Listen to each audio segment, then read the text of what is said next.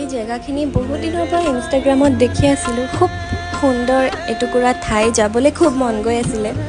তো ইয়াৰ আগত দুবাৰ ট্ৰাই কৰিও যাব নোৱাৰিলোঁ, আমি লেট হৈ গ'লোঁ। তো এবাৰ ফাইনেলি গ'লোঁ।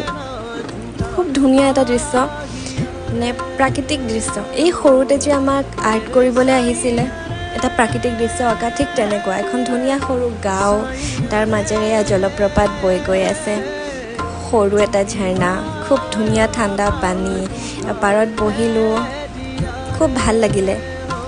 আপোনালোকেও গৈ চাব পাৰে, খুব ধুনীয়া এইটো জেগা, শান্তিপ্ৰিয় মানে এটুকুৰা ঠাই, এখন গাঁও, ওচৰত পাহাৰ, নদী, আৰু কি লাগে।